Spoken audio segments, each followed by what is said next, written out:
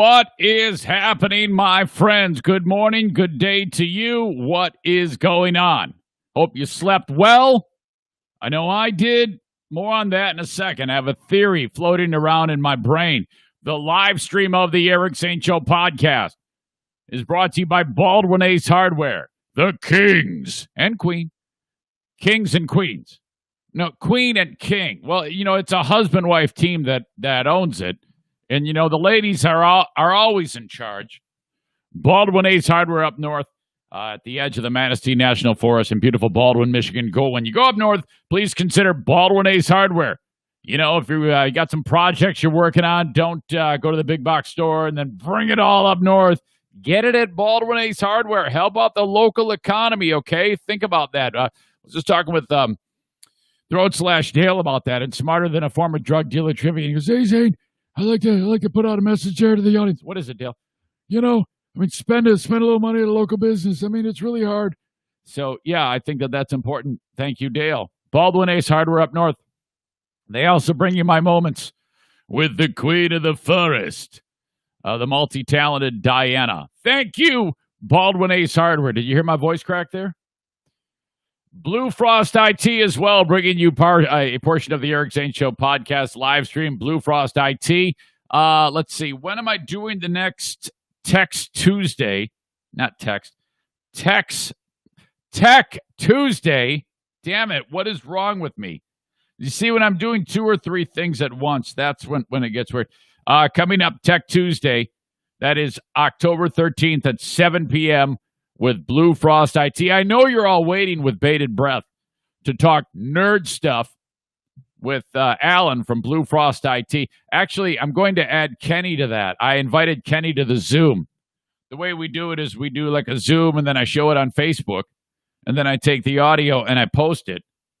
And the idea is you got Alan on there and then Kenny on there. Kenny is going to be kind of like the go-to producer to screen all the incoming messages. Hey man, I got a message here from so-and-so. He wants to know about this topic related to tech. I can't come up with a question. I have no idea.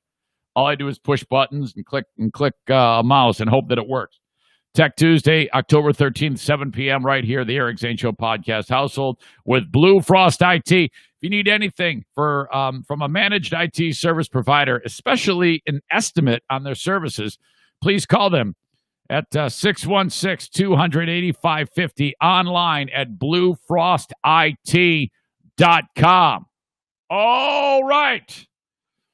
Woo! Here we go. Kenny, whoever the fuck, I'm so drunk right now. Matt, my fucking Pellerino, you better fucking ask.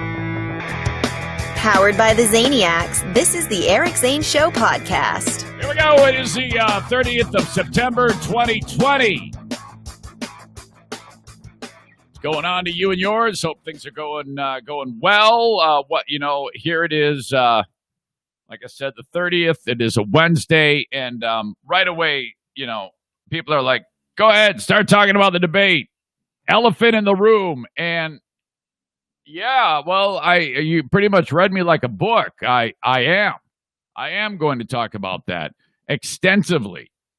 Dear Meathead today with Dad, brought to you by JM Synthetics. You can actually talk to Dad yourself if you want in. So before I get into further anything else on the debate or the show, because there's a lot of things I have to talk about, I still need a little bit of cooperation from you on Dear Meathead. If you have a question for Dad and you want to ask him yourself, you can absolutely do that. Just reach out to me on the Green Clean Technologies inbox, eric@ericzaneshow.com. If you could, write down the question and then throw a phone number at me so that I can reach out to you.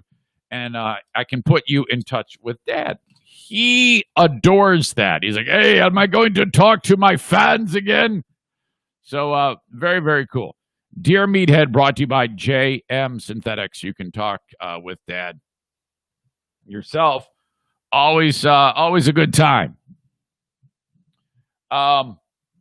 So, the debate. That was a shit show. Oh boy, I will lead with that. Hang tight.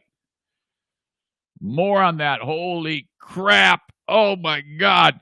Nothing like a lost dog to get the old anxiety to a sky-high level last night for your old pal Eric Zane. Now, as you see, well, I mean, I got 3 in here and Benny's in the other room. But for a period of time last night around the Eric Zane Show podcast household and for the entire neighborhood, it was yet another moment like that.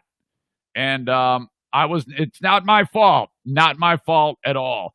All right. My God, Cardi B merchandising everything under the sun around her gross ass song. Okay, you know, the whole idea that she's empowering women talking about her wet ass pussy. She's a fucking pig, okay? Her and the other moron that she does the song with, you're fucking gross, okay? That's it. And now this. Facebook feedback needs to happen based on a topic that we did yesterday on the show.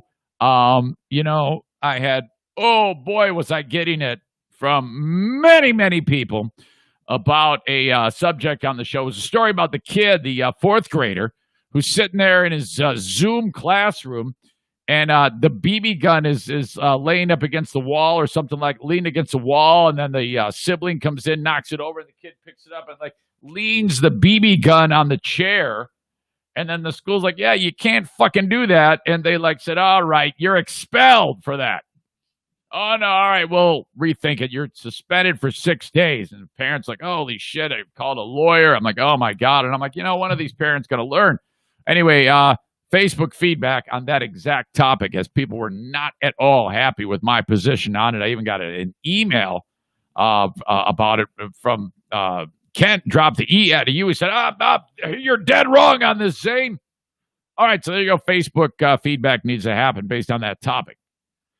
And, my goodness, we need more swearing parrots in the world, okay? Story about that. All on the way. But, I would be remiss if I didn't get to the debate as quickly as possible. Now, let me just say this. As the debate happens and then it gets processed, I hear from people from both sides about it, and the number one offender of reaching out saying, how can you support, what are you doing, you better talk about this, is hands down the biggest bitch member of the audience is Bleeding Heart Brian. My God, the guy cannot stop reaching out to me with numerous texts and emails, and I'm like, do I need to block him? Is it to that point? Can you just shut the fuck up and leave me the fuck alone and trust me that I'll do a great job like I always do on this fucking podcast? Quit trying to get to step D when I'm still at step A. You haven't even given me a chance to fucking respond yet, and you're already blowing me up about shit that hasn't happened, okay? Typical bleeding heart butt fuck. Shut up. My God. Just dawned on me. I don't have the fan on. Hang on. My neighbor's going to hear me calling Bleeding Heart Brian a butt fuck. Hang on. Damn it. See what you do to me? You think I'm a fucking moron. I have eyes and I have ears that discern things better than you, okay? Or else you would be here doing this, because I process this better and can put it into words better than your stupid fucking face. So shut up and give me a chance to respond. My God, you're like Trump yelling at me. You've become Trump. Holy shit. All right, let's get into this. This debate fucking sucked. It was horrible from the get-go. Make no mistake about it. I didn't appreciate even a little bit of it. It was, but you know what? I will say this. It was extremely entertaining. I have never watched a debate from beginning to end, ever. They always kind of lose their punch to me, and they just, I don't know. It just seems like a bunch of nonsense. I will say that I was the most. It was a train wreck. You know, like you hate to see the bodies burning as the train burns, but you can't look away, or a car wreck. It 100% was that, and I actually felt a little bad at the end of it. I just didn't feel good. I felt like shit was a hell of a lot worse than what it was at the start of that debate. Trump stands out as more of the instigator regarding that. You could not get the guy to shut the fuck up. He would not fucking shut up. And I thought that fucking sucked. When I'm watching this thing, Chris Wallace is just getting brutalized. Holy shit, it was so bad. Trump just, I don't know if he realizes it, but when you just blurt like that, when someone else is trying to speak, and then you throw the moderator into it. Now you have three people talking at the same fucking time. Nobody gets anything out of that. Why not just let the fucking dummy, why not let fucking Biden make his fucking point and then just blister him appropriately? Because I don't hear what Biden's saying when you're just blurting shit out. I sure as shit don't hear what you're saying. And then you throw this fucking nerd, Chris Wallace, who was like, oh, I'm sorry, I had to raise my voice. Well, fuck yes, you should have raised your voice. You should have stood up and said, hey, Mr. President, I don't give a fuck who you are. This is my debate, and you are not going to hijack it. So shut the fuck up. That's what he should have said. That's why you need a guy like Joe Rogan to do some of this shit. Okay? That's why Biden should absolutely agree with that. You get a fucking shit kicker MMA guy in there, a fucking jiu-jitsu black belt. Shut your fucking mouth. I don't give a shit. This is my debate. And if that's the case, if Wallace wasn't such a pussy about it and actually stood up to Trump hijacking the goddamn debate, well, fucking A, it would have been so much easier to watch if you stood up to the guy and say, hey, let's nip this in the bud right now. If you continue to do this, I don't give a fuck that you're the president. I'm going to continue to go after you myself. This is my debate. It's his turn to talk. Shut the fuck up. That's exactly what that guy should have done. But instead, he let Trump fucking walk all over him. And here we sit with our thumbs up our asses and another day to sit there and go, And frankly, I think that Trump looks a hell of a lot worse at the end of this. I really do. And so, you know, at the end of the day, I'm still going to vote for the guy, but he's a fucking moron. I thought the whole thing sucked. All right. And I think he's to blame for a hell of a lot more of it than Biden is. Biden actually, I thought he was going to be more screwed up like he always is, scrambling to find words. He did that a little bit, but it wasn't that terrible. I have no idea what's true. I have no idea what's not true. I don't care at this point.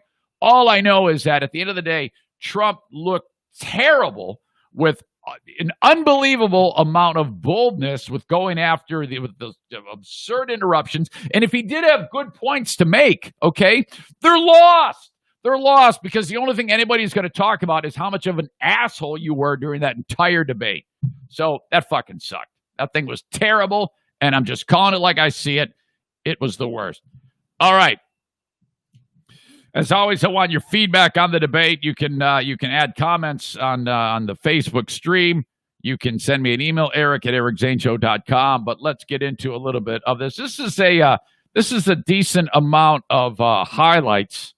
I don't normally like to take whole elements from like one TV news show and then park on it. But then park on it. But this is how they described it this morning on NBC. From the very start, the debate devolving into interruptions and insults. Folks, do you have any idea what this clown's doing? A combative and angry President Trump repeatedly ignoring the rules, the facts, and often the moderator. Let him answer it. Joe Biden at times visibly exasperated. Why would you answer that question? The question is, Justice, radical left. Will you shut up, man? Listen, You're the worst president America has ever had. Come on. Would you shut up, man? you're the worst president America has ever had. Holy fuck. The fact that Trump got him that wound up was absolutely unbelievable. Will you shut up, man? Listen, You're the worst president America has ever had. Among the lowlights, President Trump, when pressed multiple times, refusing to condemn white supremacists. What do you want to call them? Give me a name. Give me a White name. supremacists and white like me to condemn? White supremacists and right Proud Boys. Stand back and stand by. But I'll tell you what. What? Hold on a minute. Okay. Wallace wants him to talk about that fucking group, the Proud Boys, which I didn't even know anything about. I read a little bit last night how they all got started. It's a nutty story how they all began in the first place. But far-right extremist groups that they are labeled as a white supremacist group. So, you know, about the last thing you want to be associated with, in my opinion, is a group like that. So when you're asked directly about it, first of all, before I get into that, let me just say this. Biden doesn't do anything to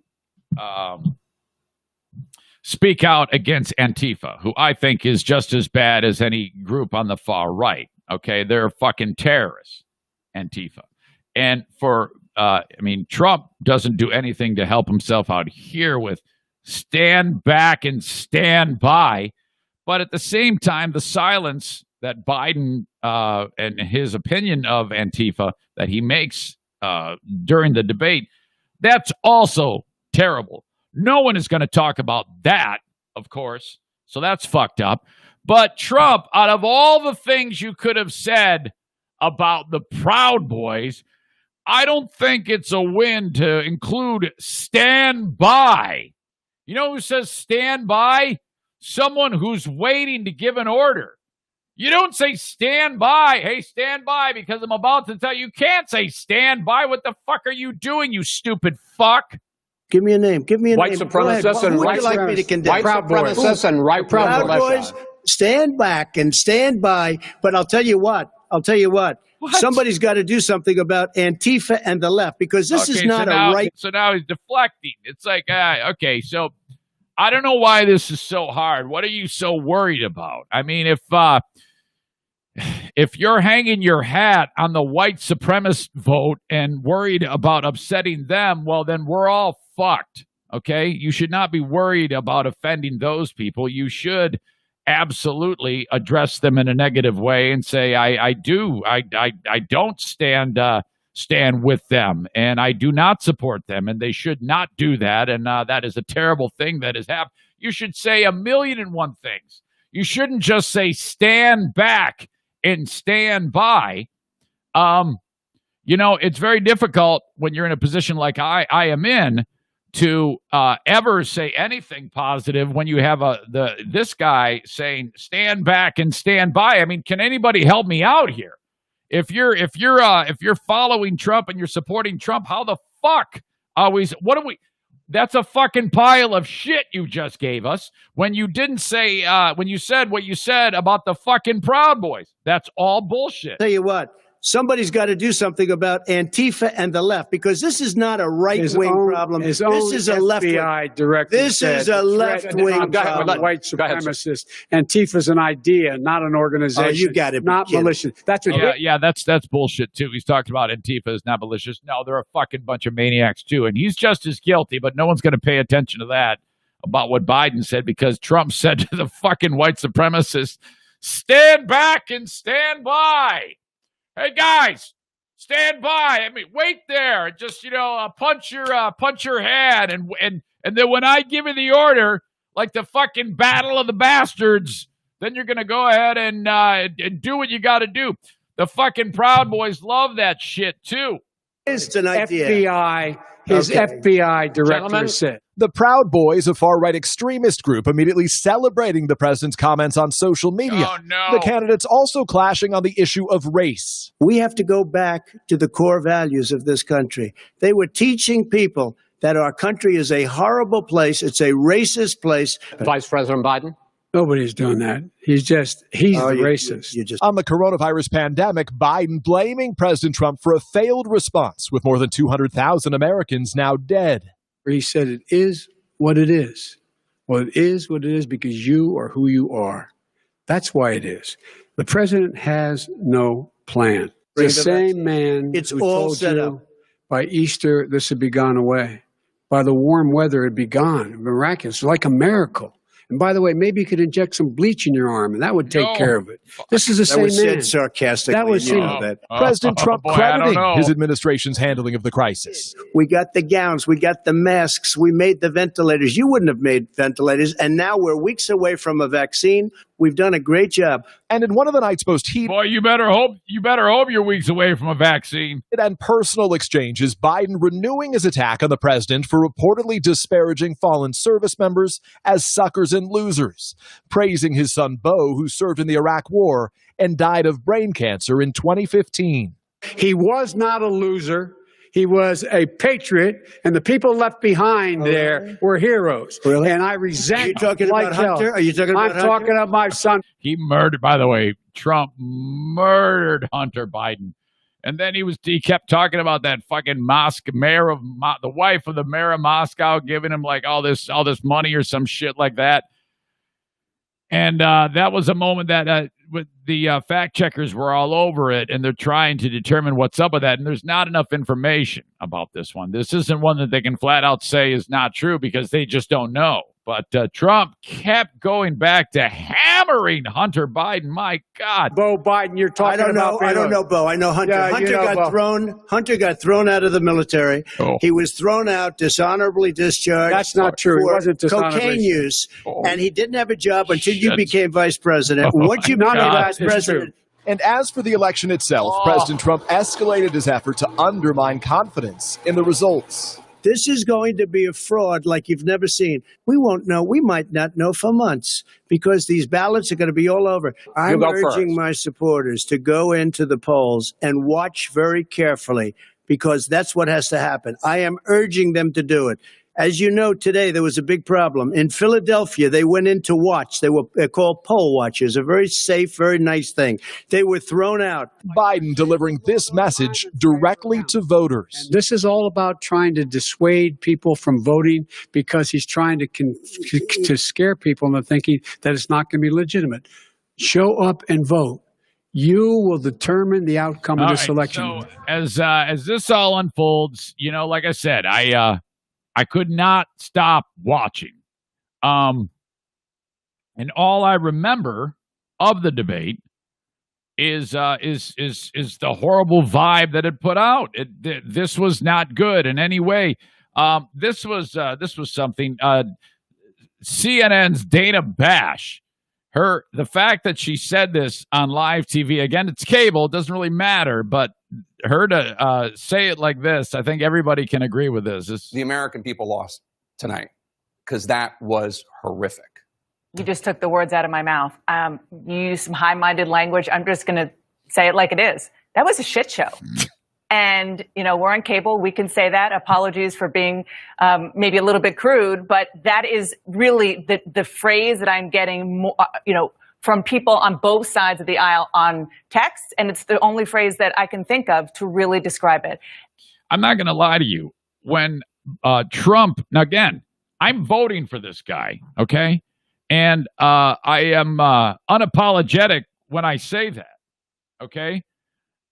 But despite that,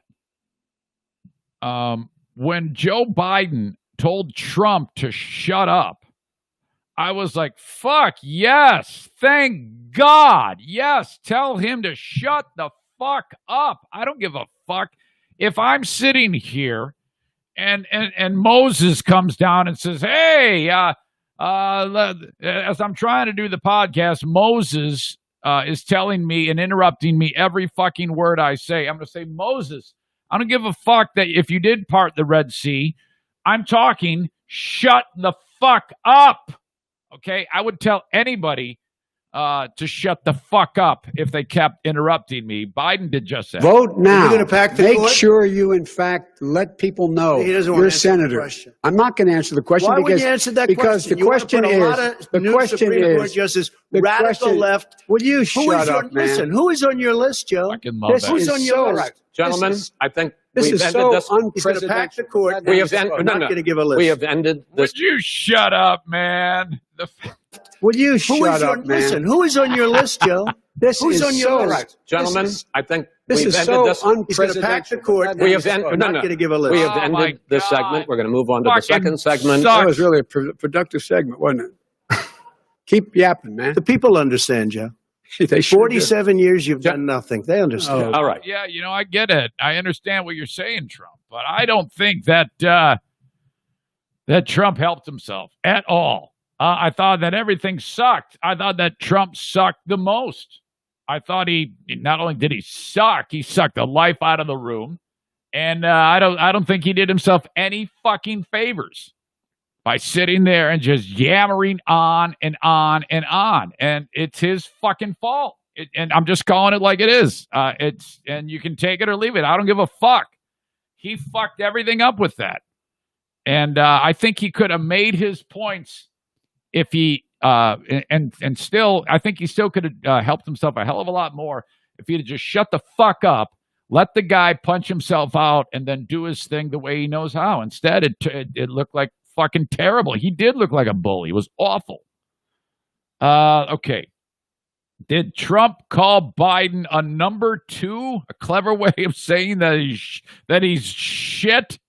Manufacturing went in a hole. Excuse number me, one. Chris. Wait. Number two. Chris, Number three. They said it would take. No, you were number two. No.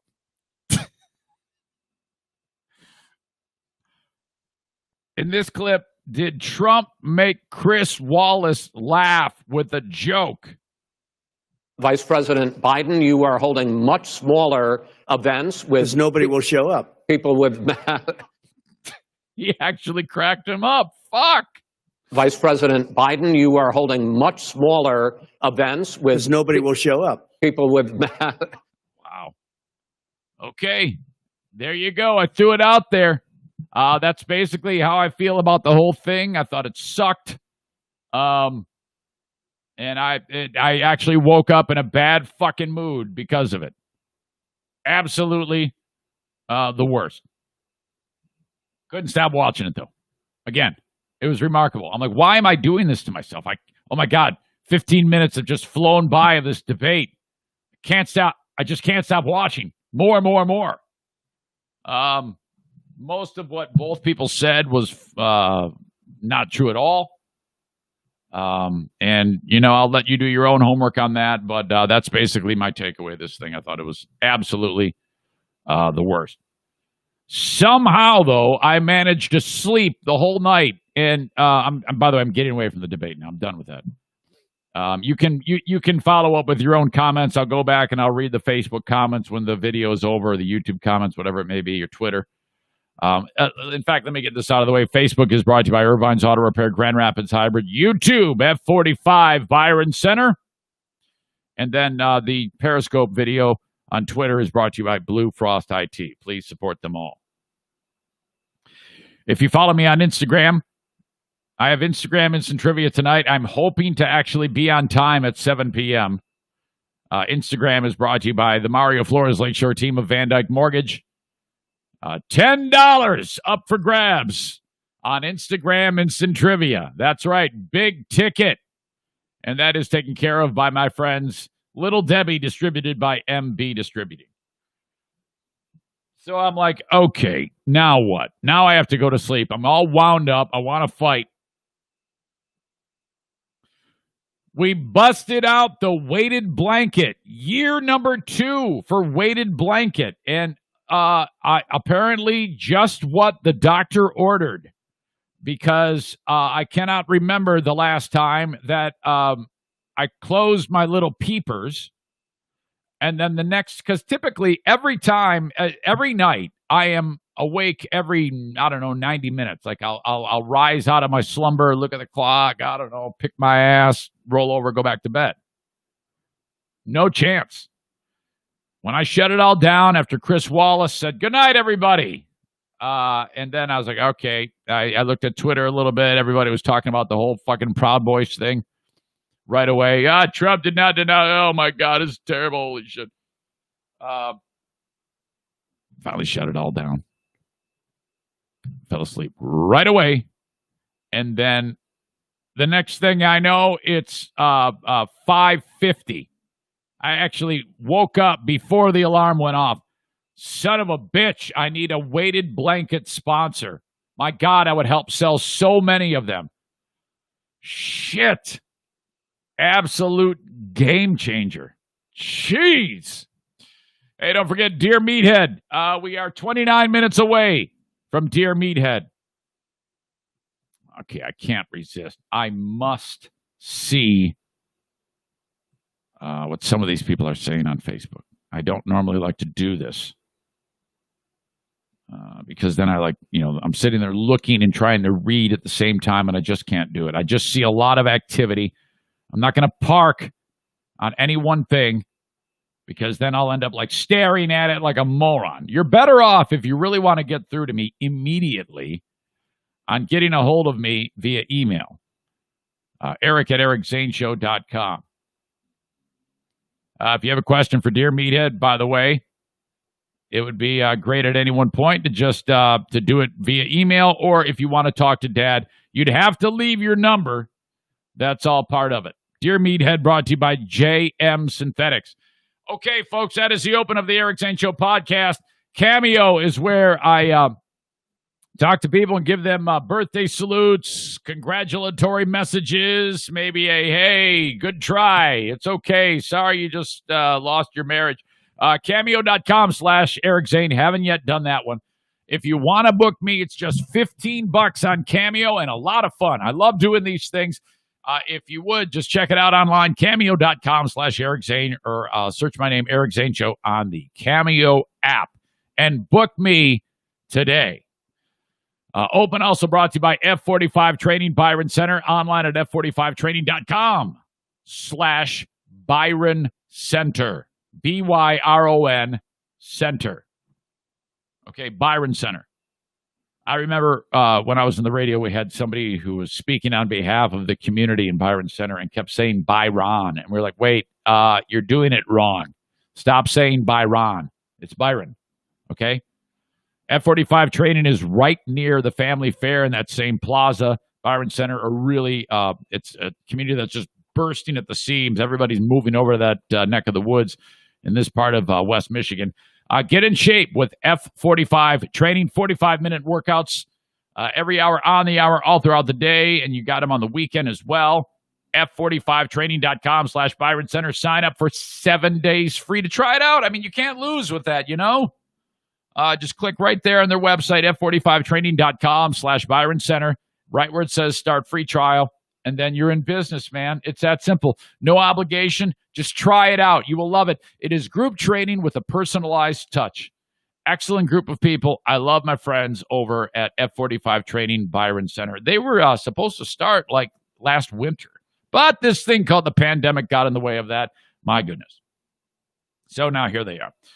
Van Dyke Mortgage, call up Mario today, 231-332-6505. That is the Mario Flores Lakeshore team of Van Dyke Mortgage. And my gosh, if you're looking for a first-time mortgage, a mortgage, maybe you've done this many, many times, Mario is for you. Yeah, and I know you might have somebody that you deal with on your own, maybe in the past. That's okay. All I'm asking is that you give Mario a chance. Reach out to him, see, there's nothing wrong with that, seeing if somebody else can win your business. That's the way it goes. 231-332-6505 for Mario Flores. And, I talked about how if you've had a mortgage many, many times in the past and a great credit score, that's awesome. But what Mario also really loves to do is deal with the first-time mortgage applicant, okay? Not everybody does that because a first-time mortgage applicant, odds are they're not going to be able to get a ton of money out of a mortgage, but that's okay. They're a newbie in this, okay? If it weren't for people like Mario, young people with who are just getting a start wouldn't be able to get access to something like this. But thank you to someone like Mario, all those questions are answered. 231-332-6505. Okay, Green Clean Technologies, online at greencleantechnologies.com. These folks clean data centers.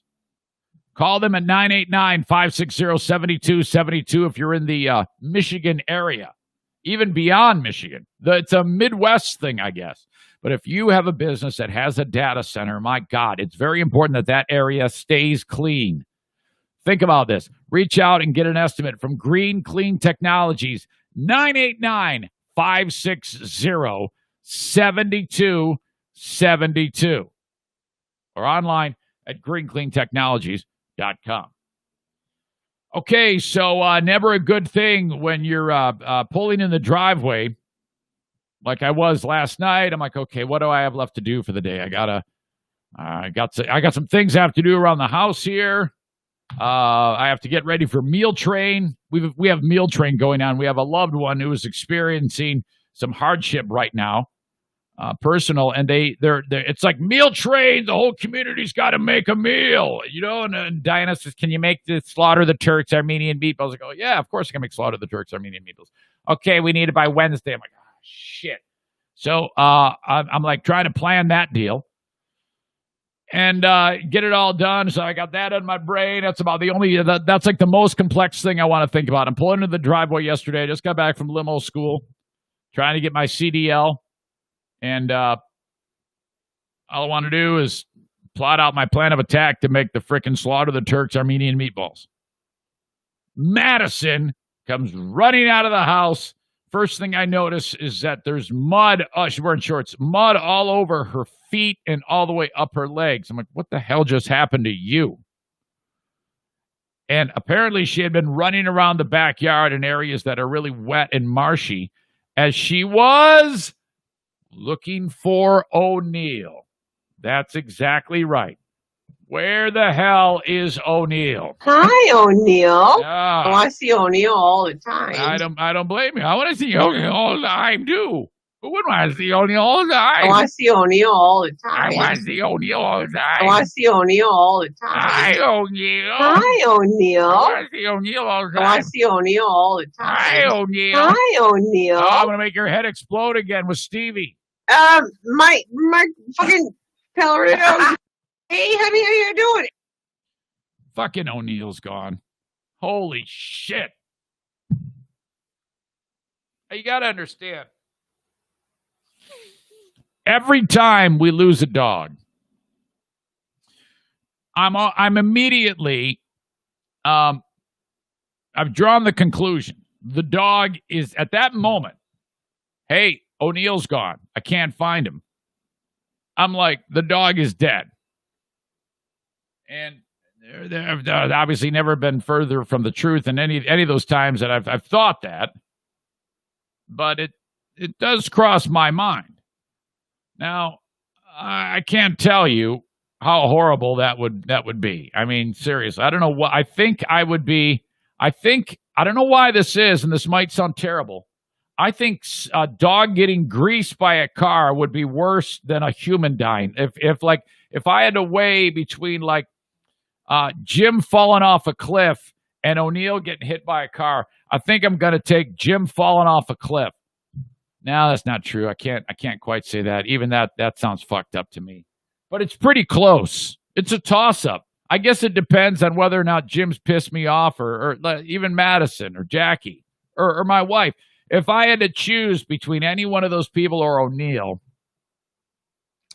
I'll tell you what. 6 times I would choose Diana or anyone else to be 6 times I would choose O'Neill to be the victim. 4 times I would choose any of the humans to be victims. So just barely winning out. But seriously, I'm kidding, as you know. It just, oh my God. It's like, no way, no how. So she comes running out of the house. Oh my God, O'Neill is gone. Holy shit, what are we going to do? Oh, I see O'Neill all the time. Hi, O'Neill. And I go, oh, man, this is not my fault. Yes, it is your fault. And we've talked about this before. You let him out into the one area of the house, it's very simple for them to get into the open space and just wander around the neighborhood if you're not keeping an eye on them. And again, we've been lulled into complacency because they haven't run away in a long, long time. Now, amazingly, Bruce here, who is the king of this, when he gets loose, he's gone. But for some reason lately, he's gotten away, and he just walks up to you. He's like transformed. He's gotten more mature, I guess. I have no idea. But it turns out that Daisy is still in this area of the yard that she can't get down from this wall because her legs are all rebuilt. But O'Neill, Betty, and Bruce are out in the neighborhood. And apparently Madison goes, O'Neill, Bruce, Betty. And then Benny and Bruce come back. So she lets them into the house along with Daisy. No O'Neill. We don't know where the fuck he is. So, at about that time, I'm coming home. And there she is out the door.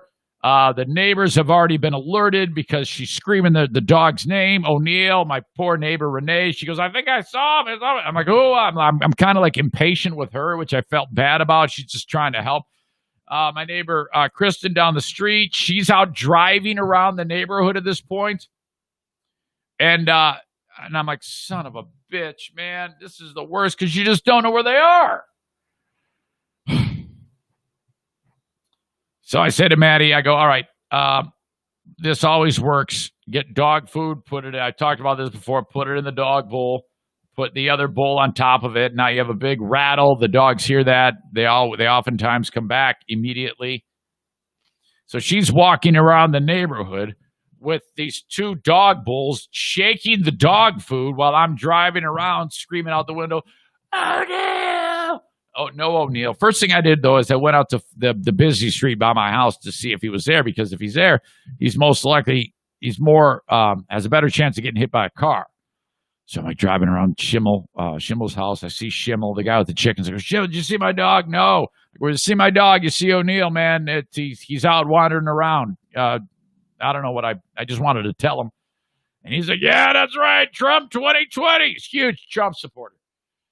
And so, all right, yeah, okay, thanks, whatever. John James for Senate, yeah. Fuck Gary Peters, yeah. Son of a bitch. I don't give a fuck right now. I just want my dog. Hi, O'Neill. Get off the street, start driving around the neighborhood again. Call Diana. She's over at Brand's again playing frickin' Keno and getting snockered, no doubt. I'm too drunk to drive. I can't come home. Yeah, I want to stay with this dude I just met. Hey, I don't mean to alarm you, but... And I get that far in the conversation with her and my phone rings. Hang on, it's Maddie. Pick it up. Hey, what? And she says, Dad, and right at the word I, the fucking phone cuts out. Now, I don't know what she said. And then it comes back, and I go, say it again. She goes, yeah, Dad, and then the phone craps out again. I go, stop! Your phone is fucked. I mean, what are you saying? Yeah, and then it happens like 5 times, and she actually hears me say GD it. And I go, damn it, Maddie. What? Start over. Tell me again. I told you already. I go, oh, no, son of a bitch. The phone was fucking up. Tell me. Is he there? Yes, he's right here. I got him. I go, oh, thank God. Oh, my God, Father, Son, Holy Spirit. Oh, my God, thank you so much. Oh. I go, what happened? She goes, well, I was rattling the food bowl, and he came running out of Witten's garage. I go, oh, shit, of course. Hanging out over at the neighbors again. So then she fed him because she's got the food right there, and then she walked home. It's all fine. Oh, my God. I tell you, my brain, it gets so cooked when those things happen. I'm like, what is going on? So then right away, and then the thing is, O'Neill didn't even have his freaking collar on, which has the charm, the little tag. It says his name and phone number. I mean, and I think he's microchipped, but I'm not positive. I mean, all these thoughts are going through my brain that it's always the worst case scenario, that something awful has happened. And truth be told, after about another month of him not running away, we're going to let our guard down again, and we will have this conversation again. That I can promise you. All right. As always, Eric at ericzaneshow.com. If you are getting the joining the podcast late, it was earlier that I gave you my take on the debate. You'll have to go back and listen. But if you have a question for Dear Meathead, just remember you can send that along. Eric at ericzaneshow.com in the Green Clean Technologies inbox. I don't have a chance to preview Andrew's email, but thank you for writing in something for Dear Meathead. There was a number of let's see, Meathead. Justin, not Justin, that is dating my daughter, who had a number of stupid questions that he could ask. He says, Zane, I don't know if you know this, Ask a Stupid Question Day was officially Monday the 28th. By the way, all these stupid days are piling up. Today, actually, I found this out from Kevin in Muskegon. That Stupid Question Day, or I should say, today is National Podcast Day. And I'm like, what does that even mean? What do you do on National Podcast Day? Is that just an opportunity to say, hey, it's National Podcast Day? So dumb. Ask a Stupid Question Day was Monday. Okay, big deal. He said, in the spirit of that, I have stupid questions for you to ask your dad. Please embellish. So he has a long list of them, and I think I'm going to ask him some of these questions. I think he would do pretty well with this, including, why do we press harder on a remote control when the batteries are going dead? I would love to hear his take on that. What does why do we say cheese when a picture is taken? How do you tell a male friend that their pants are so tight that you can noticeably see their Johnson and it is off-putting? If you listen to yesterday's podcast, that makes a lot more sense. Why do we say that something is, quote, out of whack? What is a whack in the first place? What does okay actually mean? What was the first person to milk a cow trying to do? Love you, meathead. Signed, Justin. All right. I think in the scope of what it's been like today on this show, that will actually be good. All right. Okay, I want to get into this, and it is concerning this freaking song, WAP by Cardi B. And I always want to say WAP because it's W-A-P. She calls the song WAP because I guess she pronounces it that way. Whatever. Okay, she's fucking sick, and I fucking had it with her. The song is too fucked up for me, and I don't like the. I think there's only one part of the song that I actually really like, and it's the guy who's repeatedly saying, "There's some hoes in this house. There's some hoes in this house. There's some hoes in this house." You know, basically, she's calling herself a whore. I guess if you're good with it, whatever. You know, but her and the other chick, Megan Thee Stallion, they're both fucking sick. I've had it. I don't want to hear a guy talking about the tip of his dick is wet. The same way I don't want to hear a woman singing about her wet ass pussy.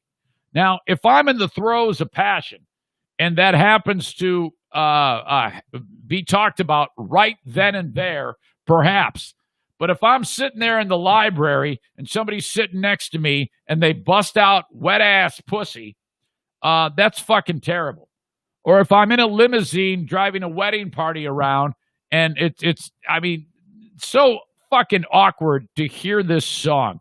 So it's absolutely ridiculous. I actually am voting for censorship on this one and hoping that somehow her First Amendment right will be canceled so that she can't actually have the song. It's that fucked up. Okay, I've thought about this a long time.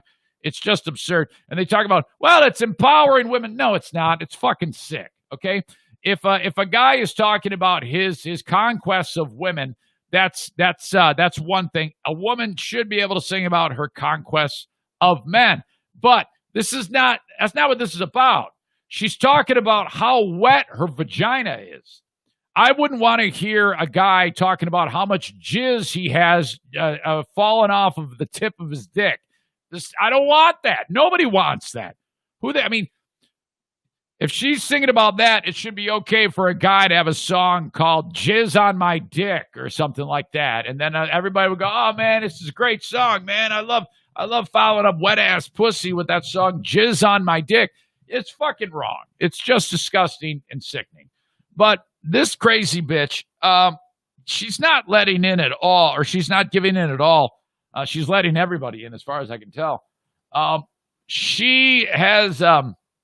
it is remarkable that this song is as popular as it is. I think there's actually a radio edit of it where, obviously the nasty words, they're not like bleeped out or scrambled or anything. They've just changed it. Like in the song by Kanye West, Gold Digger, when in the real song, he says, broke N-word. But in the radio edit, it comes out as broke, which is just weird because all I hear is the N-word. The same thing's happening with Cardi B's song. There's been some really expert edit that's happened to that song that's made it being able to be played. I guess it could be played. I actually haven't heard it played on the air. Maybe some of you know that. The super edited, sanitized version of it. To me, it just can't be played in any way, shape, or form. I don't care if it is sanitized. We all know what the fuck she's saying there, and that's just fucking wrong. Now, this crazy bitch is marketing everything, and people are actually buying it. So that means that somewhere in the world, there's some, 16-year-old girl is saying, Mom, coming up for the holidays, I'm really hoping to get a wet-ass pussy T-shirt or perhaps a wet-ass pussy water bottle. And she's marketing everything, okay? So, yes, she's a crazy bitch, but she's brilliant in the scope that, the world today is a sick fucking place, apparently, and everybody wants wet-ass pussy merchandise. And that, to me, is beyond disgusting. All right, I know I sound like a 100-year-old man, but this is just, it's too much. It is too much. This song, Her, makes 2 Live Crew look like Mr. fucking Rogers, okay? Cardi B has filed the paperwork with the United States Trademark Office. She wants to put wet-ass pussy on virtually every type of gear you can imagine, according to this article from TMZ. Clothing, headwear, footwear, athletic bags, purses, and jewelry. And she even wants you to drink WAP as well. This is just so fucking weird to me that anybody would wear anything with that on it. Who does this? She filed WAP trademarks for liquor and any type of and liquor beverages, beer, sports drink. Go ahead, slug back some wet ass pussy. And is she got to say infused with me on it? That's just fucking gross. Soft drinks, fruit juices, mineral water, and on and on and on. And she even has stickers and posters. Oh, my God. Yeah, the world's passing me by because if people start wearing this shit and displaying this, that's just proof that the world has no place in it for old fucks like me. Okay? You know what? If that's the case, I wave the white flag. You win. Go ahead. Have at it. That means that there is no more subtlety in the culture. You can just get away and be a top level performer with a top level line of merchandise based on one song called Wet Ass Pussy and the merchandise all says wet ass pussy. You can be a top level performer with that as your mantra. What's next? Pearl Jam comes out with an album called Eat My Asshole or Suck My Cheesy Dick. I mean, seriously, why not? Hey, welcome to All Hits 95. That's Megan Thee Stallion and Cardi B with wet ass pussy. Yeah, that's right, man. Pearl Jam's the new one from their Cheesy Dick LP is going to be coming up. Oh, my God. And don't forget, Neil Young. Yes, that's right. Dust off Neil Young. We're recording my shit. Oh, that's going to be part of the 3-pack coming up at the top of the hour. It's a wet-ass pussy weekend all weekend long here at All Hits 95 as we're going to send out Gloria, the midday girl. We're going to tap her vagina, and you can drink straight from it as she's going to be over at the Shoe Hut for a 5-hour remote. Get yourself a wet-ass pussy T-shirt and take a big slug off of the tap when she's broadcasting live from the phone store. I mean, come on. Why not? The trademark filings cover all of these items. Her online shop is already up and running, apparently. Hold on a second. Cardi B online shop. CardiBstore.com. Okay. Highest streaming debut of 2020. Certified gold first week with no radio airplay. So all you got to do is be a sexualized lady talking about wet-ass pussy, and you got all these great accolades. Highest debut week of any female artist. Female rapper with most Hot 100 number ones. Where do you go from here? I mean, is this the end of the line for Cardi B? Because what could you possibly do now after you have boldly talked about your wet-ass pussy? She says right on it, who said pussy can't take you to the top? There's the WAP pendants, the WAP pajamas, the WAP umbrella. Oh my God. All of this shit. Hey, can you imagine? What type of parent are you if you're letting your fucking whore kid walk around with a WAP T-shirt, or if you're a dude walking around with a WAP T-shirt? I mean, what is going on here in the world? Am I wrong here? Is this too much? Am I saying too much? Am I out of line here? I think this is so fucked. I think this speaks volumes to how shitty the world is, where you can have, okay, it all comes all around full circle here. You've got Cardi B and Megan Thee Stallion making millions of dollars off this. You got the president of the United States telling the white supremacist groups to stand by on national television. You got the presidential candidate in Biden, equal time, not denouncing Antifa, which really is kind of like no one really cares about that because Trump is the one who told the fucking Proud Boys to stand by. Oh, my God, what the fuck is going on here? Holy shit. I just want to go away. This is not good. We are in a bad spot, my friends. This is a terrible, terrible day. Hey, I've got Patreon coming up a little bit later on in the Eric Zane Show podcast. The Patreon bonus happens.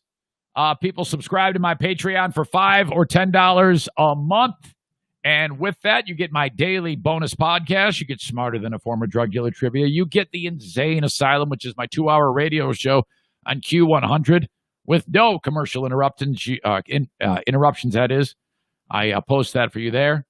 Also, my podcast with Ben Glaze every week is there. And twice a week, we're unboxing this week, the beginning of the Lost Zane recordings, the WBBL years, starting with the first 6 shows. Oh, my God, there was such promise to it. I felt so good. I had this young, aggressive, very talkative and engaging young man with me who I thought the world of, and then 6 shows in, whammo, right between the eyes, whistleblower reaches out to me and says, hold the phone, fucker. Things are not what they seem with this guy. I'm like, what? What are you talking about? A little bit more information is exchanged. Next thing you know, I'm on the show all alone. Ugh. All of those episodes of the Lost Zane recordings will be available on Patreon. 2 shows released per week starting, October. So like now, okay? All on Patreon. I'll bring my dad in here in just a second. Oh, my God. And by the way, on this week's podcast with Ben, we're going to do the Pocky One Chip Challenge. Brett Hayes is going to join us. Lurch. Some of you are like, what are you talking about, whistleblower? Reach out to me, and if I sense that you are not trying to get me in trouble, I'll tell you about that. And you'll be like, what the fuck? I have a sponsor called Horizon Hydroponics. I did a Growers 101 with them this past week, and it was hilarious because in the first one of the 3 takes, I'm standing next to John from Horizon Hydroponics at his Growers outlet, and some shopper behind me drops a 1-gallon jug of some type of fertilizer, and it goes all over the place, liquid. And we're like, uh-oh, well, that's a live take. We're going to have to clean this up and come back with more. Thank you to Horizon Hydroponics, Horizen, hydroponics.com. Okay? If you buy anything online, when you're checking out, use Zane Show at checkout and save 10%. It's harvest time for folks who have planted outdoors, so this is the month when you're like, snipping the buds just before the first frost. The longer you wait, okay, the better this is going to be for you. That's what I'm told. I don't know anything about this, but that's what John told me. But for God's sake, don't cut it so close time-wise that you actually frost your fucking buds. Oh, my God. All that work you did out the window. No! You can call up Horizon Hydroponics. Their phone number is right on the website, horizonhydroponics.com. Hold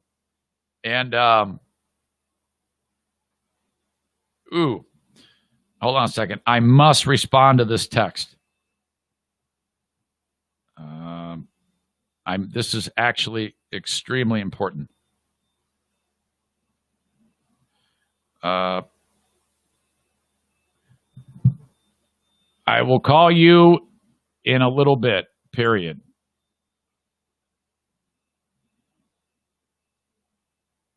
Yes, I just got the text, period. Stand by, period. Okay. I completely lost my train of thought. If I get a text that I suddenly respond to, that's because there's something going on. If I stop my train of thought, yes, something is happening. Boy. Okay. Let me just focus on this right now. Horizon Hydroponics. This will all make sense. When I talk to you about what I just found out about, it'll all make sense as to why I got so distracted. Horizon Hydroponics, thank you. HorizonHydroponics.com. TC Paintball, it's coming up on Saturday. Cannot wait. 4 p.m. Oh, my God, we killed Kenny. We've got an army of people that are going to be playing paintball, and I want you to join us. $35 is all it's going to cost you. My goodness. Here we go. TC Paintball, and you get the paint, you get the gun, you get the mask. Away we go with Paintball War number 10. If you want in, reach out to me, Eric at ericzaneshow.com. You'll pay your money when you get there, and then here we go. We got a pizza party ahead of time for all of you crazy people from BC Pizza Grand Rapids. Online at bcpizzagr.com. Thank you to them. That comes up on Saturday. After the paintball party, we're headed over to Pepino's for a party. So if you're not participating in paintball, come hang out at Pepino's for a socially distant event. You sit at your table. I walk around with my mask on. I talk to you. We follow all the rules. You drink your beer. You have free pizza and breadsticks there as well. So we're eating a lot of pizza that day. I know, but who doesn't like pizza? That all happens on Saturday. Got a, of course, Hey, Gunsmith. Sorry, my brain is just scrambled right now. I got to focus. BK Guns and Stuff, 616-902-2447. Servicing weaponry for folks anywhere in the United States. BK Guns and Stuff. Call to find out how you can get your weaponry to Benjamin and Kyle if you're not in the West Michigan area. If you're in the West Michigan area, you just drive to beautiful Saranac, Michigan, say, here you go, here's my rifle, and then they fix it. If you're anywhere in the U.S., you got to mail that. Call Benjamin and get the details on that, 616-902-2447 for BK Guns and Stuff. BK Guns and Stuff, yeah. BK Guns and Stuff, yeah. All right. You're like, Zane, what's going on? It's almost so important that I have to quit the podcast and take care of it, but it's okay. It's all right. Everything's fine. Everything's fine. Dear Meathead, as always, brought to you by my friends at JM Synthetics online at jmsynthetics.com. Let's bring him in right now. Where are you, guy? Good morning. Hey, Dad. How are you? Never better. How are you? Not bad. Greetings to your state. Yeah, well, hey, you sound fantastic. You really do. Thank you. And so do you. Thank you, Dad. Thank you. And I want to tell you one thing before we say anything else. Okay. I am so proud of you for being what you are and what you do to yourself, your family, and the people that you're dealing with. Well, that is a very sweet thing to say. What brought that on? Did you just start thinking of how great? I just sat here. I was pondering about things. Yeah? Just thinking?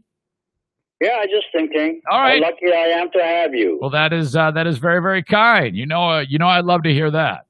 I love to love you. Oh, well, thank you, Dad. So, you realize that we're going to be together next weekend. Yes, I realize that. Okay, so what's the plan? You're probably. I've got this one big thing. It's called a head-to-toe cover. It's made out of a plastic. I wear that. Yep. And I have legs on the bottom that I can, like a robot, I can walk. So I cannot be in touch with you guys. I don't believe a word of that. Just having fun. Yeah, I know. That's good. But so we're going to be there. I don't know is Mike bringing fish? Are we having a fish fry again or what?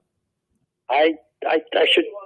He said he was. Okay, I know he heads over to Lake St. Clair and he's able to do his thing, and it's always awesome. So I mean, he does some strange things sometimes. You never can tell. I know it, man. One of them. So yeah, Dad, I'm looking forward to seeing you and the crew. It's going to be a fun time. I'm trying to get Diana's brother Kevin to come along with us, but he's he's super shy. And so I think so. I'm not going to try to twist his arm. I actually took him up north last weekend. It was just me and him, and so that was fun. But I wanted, yeah, nice of you. I wanted him to go to this, but I think I don't know. I think he's a little bit concerned about, I don't know. I think he just gets a little nervous around people. Have you ever met anybody like that who just doesn't, is kind of? I met him several times, but never got too close to him. Yeah. So I don't know if he's going to be there, but either way, I'll be there for sure. Well, we welcome him. That's what I told him. I told him it's a great group, but we'll see. Sure. Okay. Well, anyway, Dad, I've got a number of questions. In fact, I have a listener who wants to actually talk with you, and I would welcome that.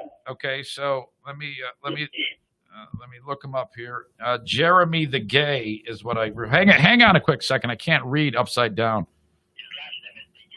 No, his last name is not D Gay. I call him Jeremy the Gay because he's gay. Oh, okay. That's not a good title. You shouldn't give him a title. No, I said that's good for the show. Hang on a quick second. Hold on a second. I'll bring him in right now. He goes, is his last name D Gay? Hello? Hey, hang on a quick second. All right, Dad, say hi to Jeremy. Oop, Dad, are you there? Yeah, I'm here. Okay, Dad, say hi to Jeremy. Hi, Jeremy. How are you, my friend? Hi there. Nice to talk to you. I've actually met you before. A couple of years ago, you came to Grand Rapids to see Eric's live show in the morning, and I had the opportunity to meet you. Oh my God! I'm sorry, I don't have the memory of it. That was you. You probably met 100 people that day. Yeah. But I think I was so nervous. I was nervous to meet you because you're famous, and I'm like, I always get nervous to meet somebody famous. But you were so nice, and I was really honored to meet you. Thanks for the compliment. I appreciate that, and nice talking to you. Well, thank you. I have a question for you. I have a big problem with my septic system. I have to get my tanks drained every year because they fill up. My drain field doesn't work properly. So my question for you is, what would you do? The county wants me to spend $15,000 to $20,000 to put a whole new drain field in my backyard, but I'm thinking of maybe just getting some friends and renting an excavator and digging up my old drain field and trying to replace all the pipes and stuff rather than spend $20,000. What do you think I should do? Just get it done the right way or experiment? Well, first of all, I agree with you that you don't want to spend that kind of money now. Right. How big is the tank? I have 2 tanks. One tank works nice. It's for the front part of the house. Can you tell me the capacities of them? I think they're both 900 gallons. So they last almost a year. Let me tell you how I take a shower. I get in the shower, I get wet, I turn off the water, I soap, I shampoo, I turn on the water, I rinse off real quick, and I get out. Ah. And I'm so tired of doing that. Yeah. So if you drain that both of the tanks, they're 500 gallons each? I think they're 800 or 900 gallons. I might be wrong. So you're talking about you got 2,000, both of them together is 900 gallons? No, both of them are. I think so, yeah. All right. So it's 1,000, let's say it's 1,000-gallon tank. Okay, great. And how many people live in that house? 2. And it lasts once a year? Oh, yeah, we have to get it drained every year because we start having problems flushing the toilet. And okay, so it sounds like, yeah. Is that normal? Isn't it supposed to just the water leaves through the tiles and then the particulates kind of, over time they get consumed by additives that you introduce to the tank? Isn't that supposed to happen? Yeah, they say that with my setup, I should get it drained every 5 years, but we're spending $400 every year to get it done. Shit. Okay. Look, let me get some information. I think I can help you out with something here. Okay. I have the same situation. As far as that goes, I have regular city situation, but I do have a tank. Okay. My tank is about 1,200 gallons. Okay. And so, of course, there's 2 of us also, but we probably don't use as much water as you do. Yeah, yeah. So, Dad, cutting to the chase, what should he do? First of all, the tank that I have, for instance, I pump it every 2 years. Okay. So there's only 2 of us. We don't overuse thing and all that, but we're not conscious of it. Now, if your tank is filling up and the water is not going anywhere, that's a very obvious situation that your field is bad. Right. Yeah. He's aware of that, Dad. I make a suggestion. I don't know what your situation of land is. If you can extend your field to a different area. Oh. I can't do that. Yeah, that's a big deal. I can't do that. Yeah, you cannot do that? No. The county wants me to put it away in my backyard, which is probably 200 feet away, and they want me to buy all new tanks. No, that's do a whole new. And the guy said you're looking at a lot of money for all this. So my opinion is to rent an excavator, dig it up, replace all the piping myself, and see if that fixes the problem.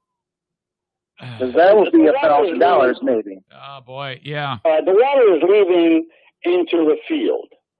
So yes. The whole problem is the field. Am I correct? Right. It's not sucking up the water. All right. It might be clogged with roots, tree roots. The piping might have been crushed because it's very old. Okay. The next question is: do you have an area that you're going to open up a new field? No. Not at all? No. Yeah. So, Dad, I think if I could just jump in here, Jeremy, I think you're what my dad is probably will conclude is that I think it might be worth a try. However, if you get in there, it might take just one bad shovelful of poo-poo to realize that you've made a mistake. So oh my God, be careful! Holy crap! Yeah. Well, I would drain the tank first so that nothing was leaking out of the tank into the drain field. Yeah, and then just start digging. Yeah, boy. I'm just wondering, what would it be like if you drain all the water out and so forth, and then rebuild the area that you empty it out? That's completely. That's what I'm saying. I'm not it slightly larger, maybe. Yeah. Even. Okay. Yeah. All right. Well. Yeah, you do it. See, I'm judging it by the fact that I have a boatload of land in here for me, and you're limited to that. Yeah. So I think you got to work on the area that you're dumping in and spend some money on that field area. God. Oh, okay. man. That's what I'm going to do then. All right, You got to do that. I think that's the only alternative. Jeremy, I think you should call Mario Flores and get a mortgage, and then call Henry Steffes and get a new house, frankly. That's what I think you should do. This guy just... Now you got me spending big money. We have a serious problem, I mean, serious. Yeah, it's I don't know, man. It seems pretty rough. Okay, well, Jeremy, I appreciate it. I love you. Hey, Jeremy. I love you. You're the highlight of the week. Jeremy, okay. Hey, Thank Jeremy. you so much. Hey, Dad, hold on a second. Good talking with you. Dad, hold on. Jeremy, question for you. So, regarding the debate, you, as Rainbow Flag Jeremy, were in on the red state, blue state debate. Did you happen to hear my monologue about the debate? I did, about the taxes and stuff, and I haven't really looked into it.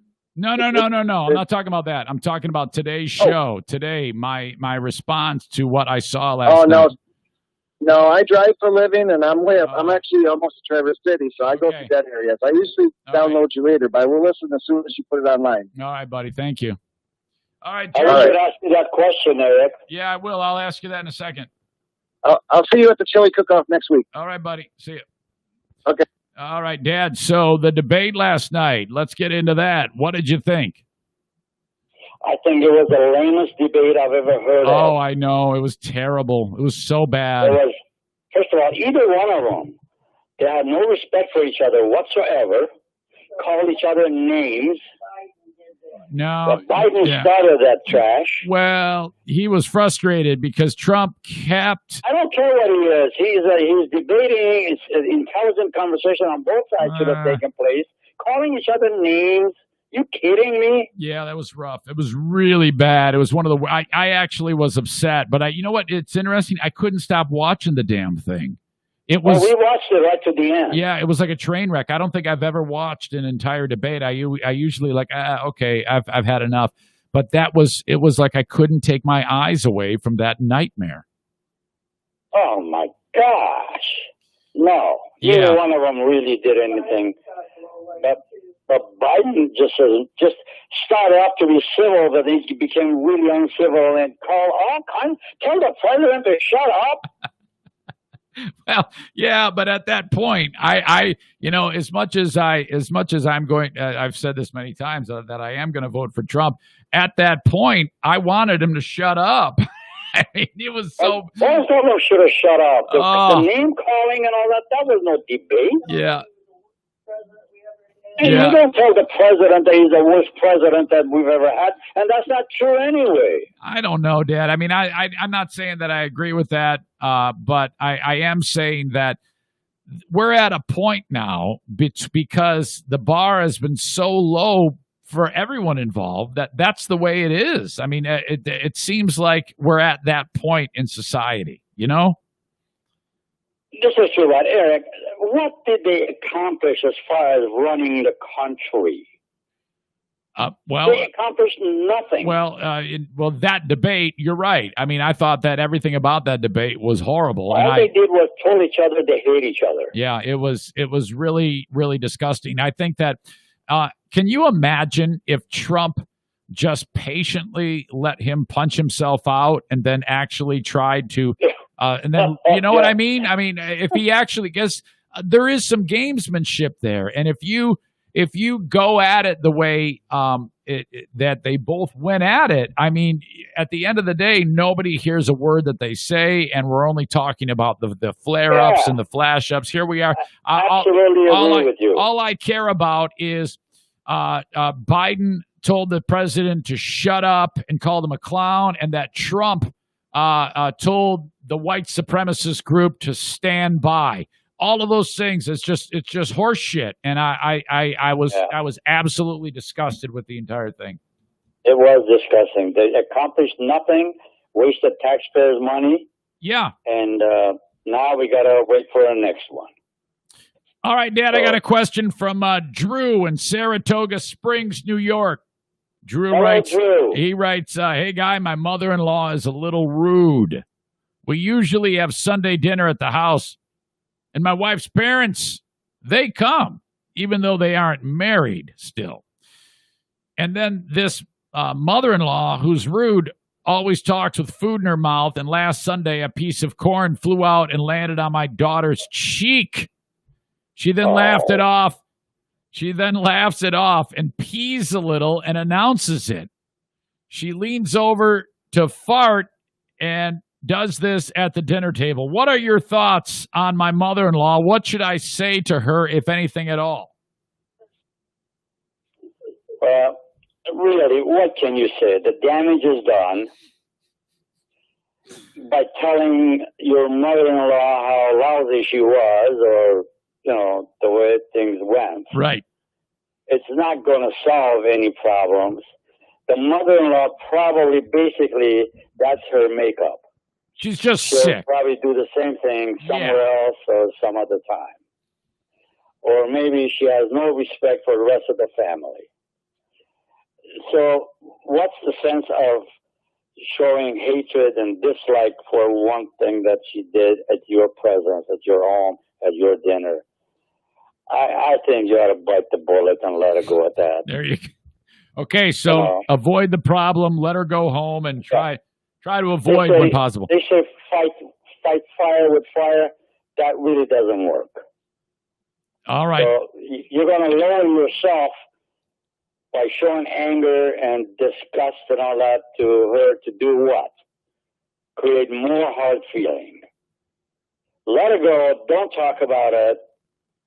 Talk within your own family, your wife or whatever, and let her go at that. Okay. You know, Yeah, I totally understand. You know, but boy, you've really come a long way. You have. Yes, I have. Yes, I have, because I've also learned some things in life. All right, Dad. Justin says, hey, Meathead, believe it or not, on Monday was National Ask a Stupid Question Day. So, I mean, that's weird that they actually have that. He says, in the spirit of that, I have some stupid questions for you to embellish. And he asks this. Dear Meathead, why do we press harder on the remote control button when the batteries are going dead? Well, I kind of think I do the same thing. Yeah. It's just in nature. You don't think it's a battery. So it must be, I got to press hard on it. So you do that. All right. Fair enough. The thought has never occurred to me that, the battery's dead. Yeah, I know it. And then why do you keep pressing, you know? I don't know about you, but I often take the cover off and then I move the battery, thinking that if I move it, I'm kind of giving it a charge somehow. Now, maybe I am, because it always seems to work after I do that. Yeah, but you never think, how long ago did you replace that battery? No, you don't. How about... According to Joanne, it says on the screen. I didn't know that. Do you have low battery? Yes, it does. Dad, question. Why do we say cheese when we get a picture taken? Cheese, because when you say, use the word cheese and follow your lips. What does it do? So hold on. Open your lips. No, when I say cheese, I just look like I'm talking. Cheese. Oh, cheese. I don't know. I don't smile when I say cheese. Corners. All right. So if you don't want to smile, then you can't say cheese. All right. Okay, Dad, how about this one? All right. How do you tell a male friend that their pants are so tight that you can noticeably see their Johnson, and it is very off-putting? First of all, depends on who the friend is. Okay, let's say How close are you? yeah, let's say your neighbor Zach is visiting you, and his pants are so tight you can tell what his religion is. There's no way I can tell what his religion is. No, that's the dumbest thing I've ever heard of. That's a funny way of telling if he's circumcised or not. He's probably Jewish. Okay. That's really funny, by the way. I don't know if you understood what I was trying to get at. Can you imagine, my pants are tight and guy comes and says, "Hey, are you Jewish?" Or are you, I don't know what else. All right. All right, Dad, how about this one? Why do we say that something is, quote, out of whack? What is a whack in the first place? Dad. Well, wackiness, when you call something, man, you're a wacko. Okay. That means you're out of line, out of kilt, or you don't know what the heck you're talking about. Okay. So you use the word whack. So it's you're whacked out. Okay, so it comes from wacko, is what you're saying. Yeah, wacko, wacky, whacker. All right. Very good. How about this one? It's an American made of English language. Okay, and you're a master of that, I know. Two more for you, Dad, from Justin. What does okay actually mean? You know, that's a great question. I don't know that. I never thought of that. Yeah, I know. I have no idea. Yep. I don't know. Okay. What is it? I don't know. Fair enough. That's a good question. I'll research it and I'll let you know next time we speak. Please do, or have your caller research it and call you back. Very good. And then finally, Dad, what was the first person to milk a cow trying to do?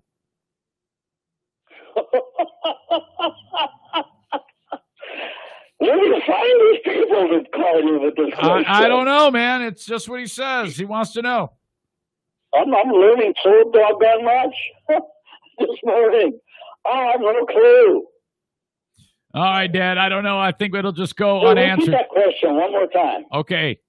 The question is, what was the first person to milk a cow trying to do? He's trying to milk the cow. All right. Fair enough. He figured he couldn't squeeze the nipples. Have you ever done that? Have you ever actually milked a cow? But keep away from nipples. I think it's called an udder, Yeah. Dad. I don't think it's called a nipple on a cow. I think it's an udder. Cows' nipples are nipples. No. It's definitely an udder. It's not a nipple. Udder? Yeah. You did. I don't know if you knew that or not. And yeah, cows have. I didn't. I just learned today. Cows have udders. I should be talking to you more often Yeah, to learn the English language. It's definitely. I know it's definitely not called a cow's nipple.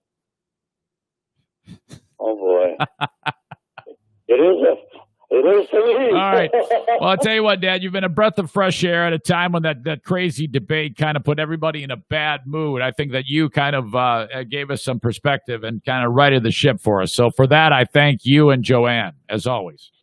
Well, thank you. I appreciate that for kind of acknowledging my talent of knowledge. Yes, it is. It absolutely is a Sometimes talent. I question in myself. No, it's good. It's good. I was going crazy listening to you talk with Jeremy about how he needs a bigger backyard, but still, it was all good. Well, yeah, it dawned on me that he didn't have a bigger backyard. Yes, I know it. Well, Dad, I tell you what, it's always great to hear your voice for both of you guys, and I wish you the best for the rest of the day, and I'll call you very soon, okay? Likewise, thank you, and I'm looking forward to seeing you guys up north. It won't be long. All right, Dad, I love you. I love you too. Have a great day. Yes, sir. You too. There you go. The one and only Dear Meathead, or my dad for Dear Meathead, and Joanne, brought to you as always by, hold on a minute, let me get this right. Got to do this right. JM Synthetics. Can you see this? Is it even on camera? Yes, you got the firearms lubricant. I tell you what, your pistol or your friggin' over at BK Guns and stuff. They're part of the Saranac Shit Kicker Brigade. You got to use this stuff. AMSOIL's 100% synthetic firearm lubricant. Okay, shoot the bad guys true. That sounds terrible. AMSOIL brake and parts cleaner. There that is. You can buy that stuff. You can buy the heavy-duty degreaser. And that's all the product I have on hand, as I have for some time. I need a couple cases of oil as props. But those dudes invented synthetic motor oil, so thank you to them for being part of the Eric Zane Show podcast. Dear Meathead, once again, always a smash. And thank you to JM Synthetics. All right. A&E Heating and Cooling. Tomorrow I will have the recipient all lined up and ready to go, and I will start the process of informing the recipient of the new furnace install from A&E Heating and Cooling. That is just something that Joe wanted to do out of the kindness of his heart. So that is really, really cool. And thank you to everybody who sent in emails for that, describing basically something really, really sensitive and in a lot of cases sad. And I'm so sorry that it had to be that way, but thank you for the detailed information. Someone will be the recipient of Joe's expertise. It is so kind of him to do that. And really, I had nothing to do with that. That's all Joe. If you want to bring Joe into your house for a furnace update, or I should say cleaning or service, which you should have done every year, it's just $79. Reach out to Joe today at 616-516-8579.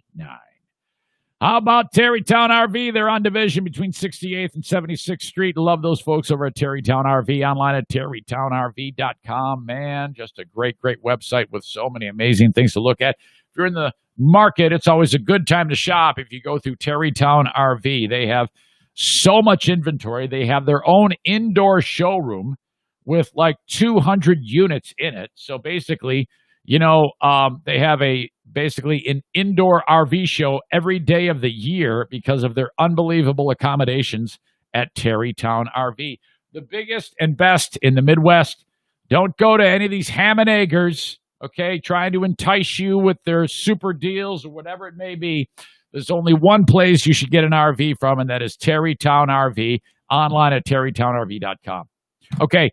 We have another party coming up at Great Legs. That is an unofficial, not endorsed by Great Legs Winery, Brewery, and Distillery, Eric Zane Show podcast get-together.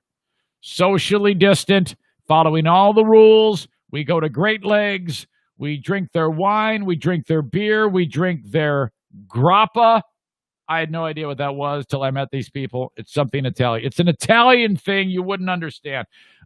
Coming up on October 23rd, we will be at Great Lakes Winery, Brewery, Distillery in Holland, Michigan, on East Lakewood Boulevard, right across the street from the beautiful, posh Windmill Estates Mobile Home Park.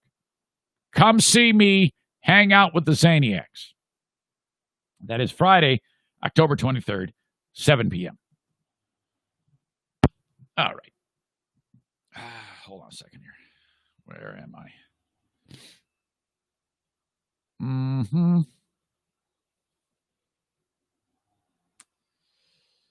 All right. Sorry, I'm massively distracted by something going on.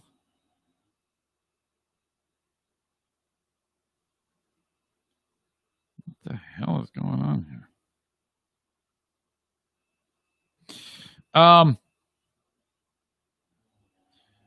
Yeah, it'll all make sense when I have the time to explain to you what's happening here. But right now, I'm focusing on one thing and one thing only. What is that? Facebook fight, Facebook fight. You are wrong and I am right. You are a stupid prick. You can suck my big fat dick. This is another Facebook fight. That was a shit show. Absolutely, it was a shit show. We're talking about the story yesterday. I detailed it. So fourth grader at home doing Zoom classwork somewhere in Louisiana. He, as he normally is, he's sitting there, and all of a sudden his sister comes in the room and trips over the BB gun, and it goes flying. And the kid, for some reason, I don't know why, goes and picks it up and leans it against his chair. So, all right, that's a problem. Now, a little bit of background. These schools, when they set up their Zoom schools, they say, all right, we're going to need you to, and we're enforcing rules of a normal classroom. So, you got to dress appropriately. You have to be at a setting where you're like almost, you are seated at a desk or a table or have your pencil or your pen ready and your notes, and I'm going to educate you. And the last thing we want is to have anything, any influence different than a classroom setting. That's the point. The point is, if they're going to be successful at being educators in an extremely different environment, we need to have this as close to a school as possible. So that's the point. And so the parents say, all right, I agree. Yeah, teach my kid at Zoom. I agree to this. All right, great. Well, so I don't know if they forget to read the part where it says, this is exactly like the school and all of the school rules apply. So when the kid gets in the weeds and brings the gun and sets it next to him and leans it on his chair, well, that's definitely a problem, right? I think so. And I don't know why, or I don't know how so many of you people that were enjoying the podcast yesterday were able to try to split hairs on this and say, no. Well, what happens in my house is my privacy. There's no way that this should be, that kid should be suspended. Well, that's bullshit. The kid should absolutely be suspended. First of all, it's the parents' fault for even having the stupid BB gun anywhere near where the Zoom classroom is, knowing that this could possibly happen. So that's a problem. Second of all, why the fuck is the fourth grader going, oh, yeah, it's on the ground. I got to pick it up and now make it visible to the classroom.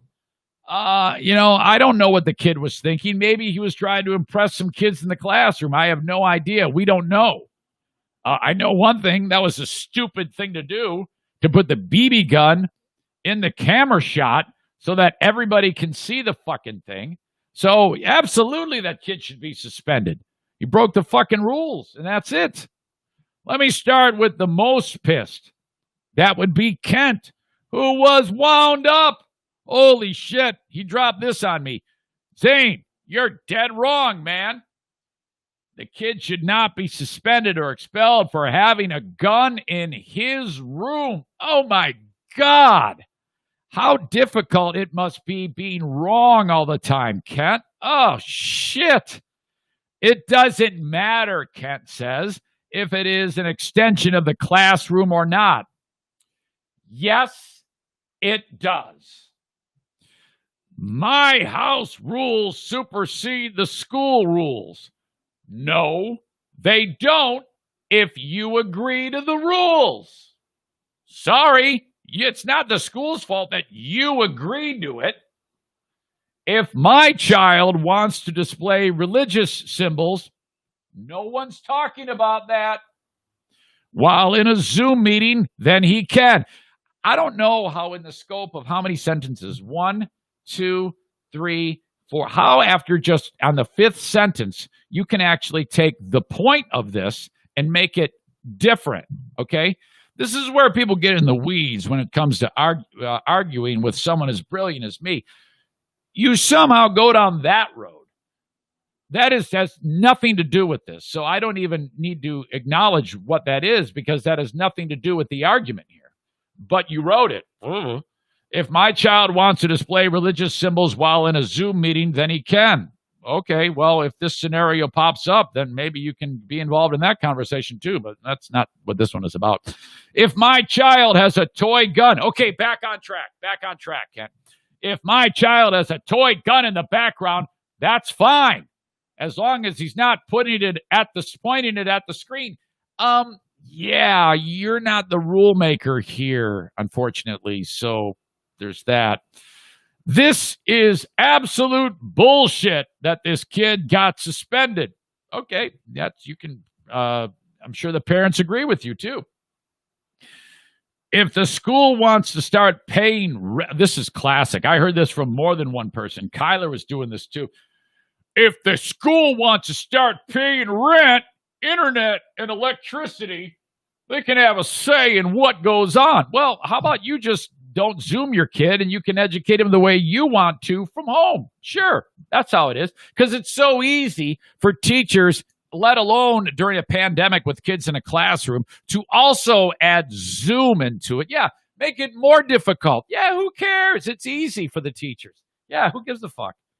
If not, they can kindly eat a bag of dicks. Well, all right, there you go. That's the big hitter of all the feedback I got. 1,000,000% wrong. I love you, Ken, but that was absolutely horrible. And I wrote, yeah, I don't see it that way. That's okay, though. So I figured I would address it on the podcast because that's why I have you reach out to me in the first place. Not done, though, a number of ridiculous opinions that are 100% wrong. And I don't want you to take that the wrong way, like I'm mad at you. It's okay. I'm wrong all the damn time, and you still love me, okay? And I appreciate that. Any of you that disagree with this, I love you to death. But my God, are you wrong? A case in point, Kenny, no. He writes, Eric, yeah, hey, man, you're killing me on this story. That's an on-campus policy. Do you realize what has happened here? You're understanding that everything's out the window, that all of these educators, their jobs are absolutely fucked here, trying to do this and keep control and hoping. So when you have a zero tolerance policy extending to the home, that's by design. And parents know that going in. Okay? So don't act like this is something brand new. Josh is also stupid. He wrote, my fists could be weapons. Better not show those. You see, those type of stupid, cheeky points, it's just, I only read them to show how dumb they are. What the fuck is wrong with you? This one. Hold on, I can't read it. This is Zaniac. Andrea wrote, the first show and tell for, this is Andrea in Cedar Springs, the first show and tell for Lydia's kindergarten class, a little boy had a Nerf gun. He didn't get in trouble at all, nor should he, because it's a toy. Yeah, and somebody pointed this out. You live in Cedar Springs, man. I mean, that's like one of the toughest parts of the entire state of Michigan. I wouldn't be surprised if at the kids' show and tell, someone showed how to butcher a chicken, a live chicken right there, and the teacher goes, "That's good." You know, I mean, this is a tough neck of the woods right there. So everything, no rules apply in Cedar Springs. I mean, let's be honest here. This is a tough ass bunch of people. Yeah, and that's what they say. Joshua, yeah, that's in Cedar Tucky. It's almost expected that everyone has guns. LOL. Boring Dean. Side note, Dean, week 3 is in the books for push-ups, pull-ups, and I'm feeling much stronger. It's still pathetic, but it's better than it was. And you're a lot to do with that because of how ripped you are at 79 years old. Dean is the walking testament to just basic push and pull exercises. The guy is absolutely jacked. We need to do a Boring Dean calendar of just him doing boring shit with his shirt off. Dean, are you down? I could book the photographer and we could do a picture of you with your shirt off, standing. I don't know, reading. No, that wouldn't work. You can't read. I'm sorry. Yeah, you can. I don't know. Maybe it's just me spitballing here. Boring Dean, typed out, no doubt, while doing push-ups with one hand. Well, what if it shows? What if they're on the Zoom and it shows a kitchen knife? Art. Oh, I'm doing that wrong. What if it shows a kitchen knife? Aren't knives illegal in school? Are we going to expel them for that too? Yes! It's his own fucking house. That doesn't matter, guys. Okay? It's still that it's set up as a classroom, and that's what everybody knew that going into the fucking thing. All right? It is a classroom setting, and the teachers want it that way because it's difficult enough as it is. You guys, as parents, have a role in this to make sure that this shit doesn't go down, that kid has like a classroom working environment. It's anybody whose kid gets in trouble for having something on a Zoom. If the house is not ready to go for that, if you have knives all over the place, as you say, or the kid's fucking cleaning his gun while he's sitting there on the Zoom, it's the parent and the kid's fault. Sorry. Kenny, again, drops in some more great knowledge with some one-syllable words. Eric, this is BS. I can't believe you think the school is in the right here. Well, yeah, so what? I just explained myself, and I explained myself then. If you would quit, overreacting to everything and think for once, perhaps you'd be able to have the right point of view, Kenny. And then there's Marcy. Fuck. So if your company's policy is no firearms allowed at work, and you're working from home, do you have to remove your guns from your home? Marcy, stop being a fucking moron, okay? It's all about common sense here. If I am working from home and they say, hey, there's a no-gun policy. First of all, no one's going to say there's a no-gun policy at work, as you all know, so don't be cleaning your gun. But just common sense would prevail because I'm at work. So, no, I wouldn't want anybody to see my gun, so I wouldn't make it available. I think that should apply at the setting for the kid. If the kid has a gun, let's say the kid's a hunter and he's 15, which happens all the fucking time, and the kid's gun is in view, that kid is fucked, okay? Absolutely. It's up to the parent. So I don't really know what the fuck you're talking about. If I'm at work and they say no gun policy, I'll just make it so that my gun's not seen. I would never want to do that anyway. Anyway, I pretty much just destroyed all of you one at a time. I systematically murdered every single one of you people. My God. Holy shit. Ken, I'm going to call you. Hey, Siri. Call Ken. Just to confirm, you'd like to call AT&T Care Mobile? No. Who would you like to call? Kent Hinterman. Just to confirm, you'd like to call Kent Hinterman? Yes.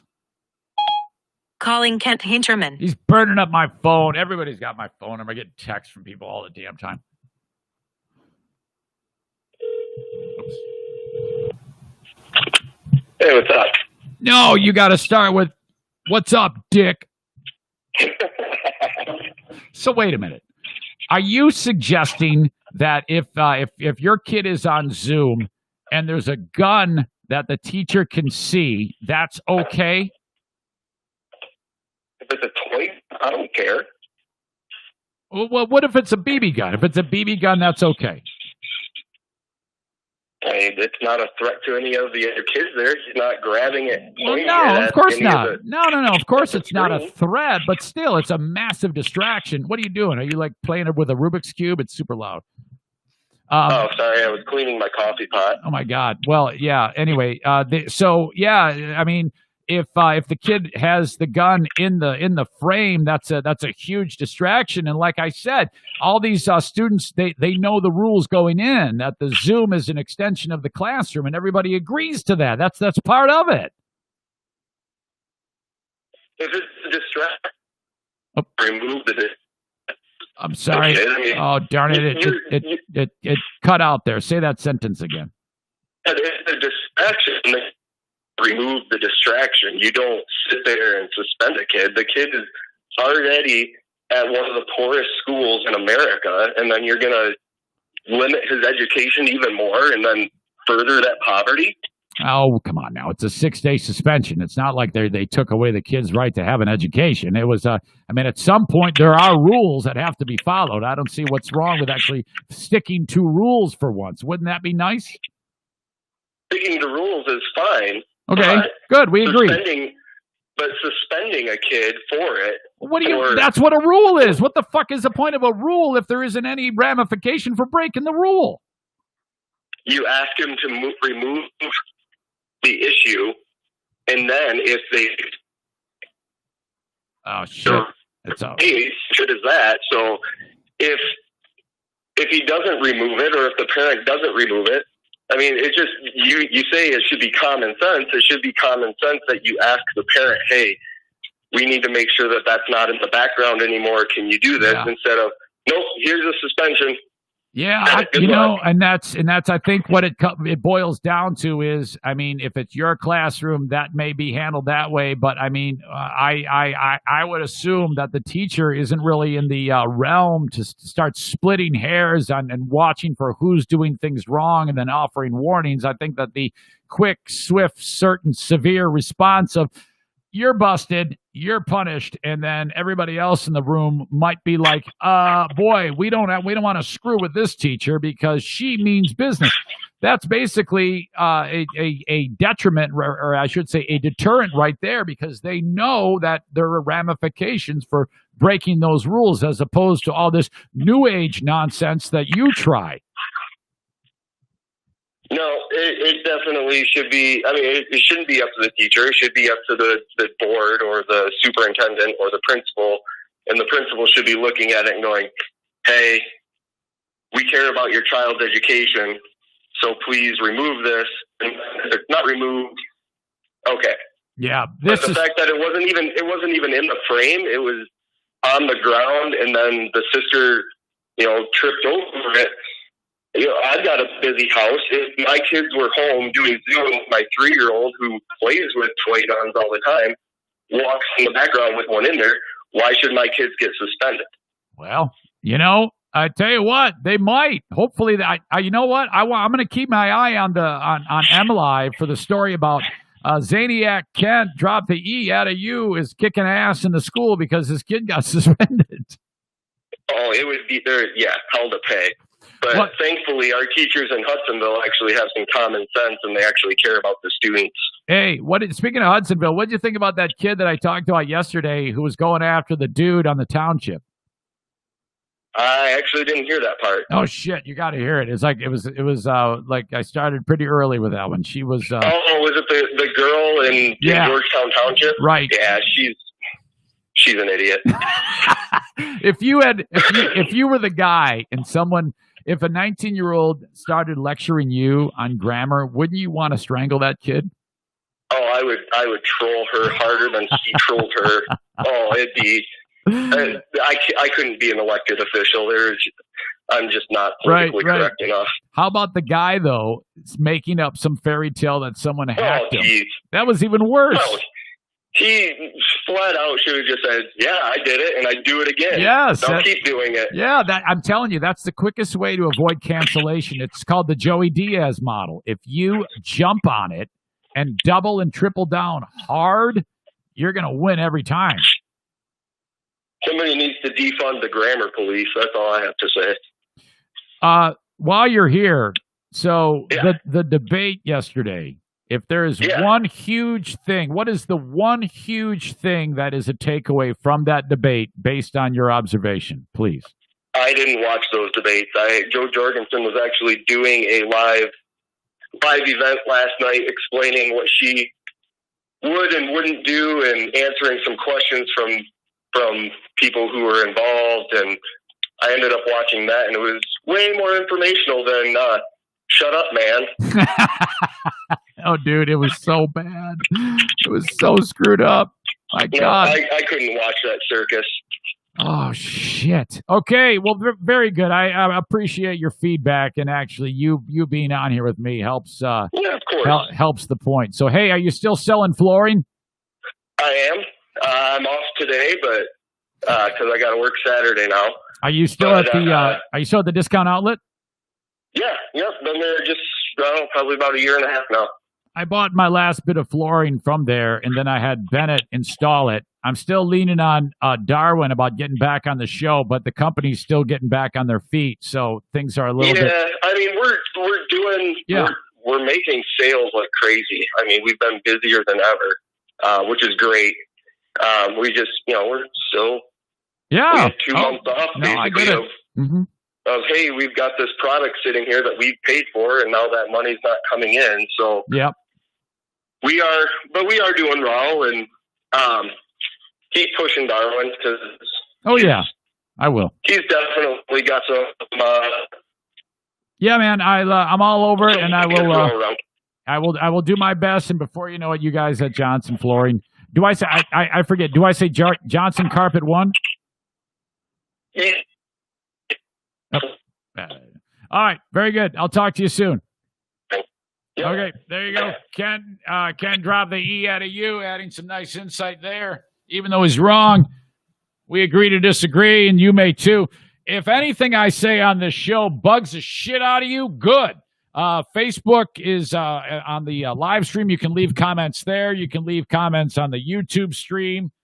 As you know, the show is live each day, and you can send me an email, eric@ericzaneshow.com. Email brought to you by my friends, of course, at Green Clean Technologies. Kent County Health Department. And, folks, I'm gonna cut this short right after these ads because I do have a actual burning issue that you'll find out about it soon enough. Yes, I'm blue-balling you. But it's kind of serious, so I'm going to cut this right after this. Kent County Health Department says, go ahead and please call upon them for any vaccinations that you might need. Measles, mumps, rubella, pertussis, HPV, meningitis. Holy crap. Kent County Health Department wants to make sure that you are safe. AccessKent.com/health is their website. Their phone number is 616-632-7100. Irvine's Auto Repair, Grand Rapids Hybrid. That's where we get our cars fixed in the Eric Zane Show podcast household. You can too. Pretty much everything minus the Volkswagens. Asians, domestics, European models, cars repaired at Irvine's Auto Repair, Grand Rapids Hybrid. Here in West Michigan, if you're on 44th Street, well, just east of 131 by 3 blocks is Stafford. That's where they're at. That'll be the scene for the Thursday, October 8th, chili cook-off. We are just over a week away from that one. I want to see you at the chili cook-off. In fact, on the Facebook invite, there is a Google Doc where you click on it and you can say that you're making a chili. I want you to do that. Now, it's really important. Yeah, we're outside, and it starts at 5:30 till nightfall. Somebody is going to be awarded the chili champion, the best white, the best traditional, and the best overall chili, not to mention the sponsored chili, best sponsored chili, will be awarded. You got to let us know that you're making a chili, okay? All right, so that is all happening. Bring your own chairs if you could. These are all COVID-related things. Bring your own chairs. Bring whatever you want to drink. If you could, styrofoam bowls, napkins, shit like that. Copies of your recipe are all important because people are going to want to eat your stuff unless you're Henry Steffes and it tastes like gasoline. But there you go. Irvine's Auto Repair, Grand Rapids Hybrid. That happens on October 8th. And don't forget about Irvine's Auto Repair for everything car-related. They can repair for you. Irvine's Auto Repair, Grand Rapids Hybrid. Okay. I'll cover this later as to what's going on, but do say a prayer. Everybody is okay, but something is definitely wrong, and I will tell you about that as soon as the Patreon, as to what is happening, as to why I've been freaking out for the last 45 minutes, but yet somehow managing to do a show. I don't know how the hell it happens sometimes. Okay, folks, thank you very much. Hope I was true to your expectations on the debate. I think I was. Enjoy the rest of your day, and I'll talk to you down the road. Thank you.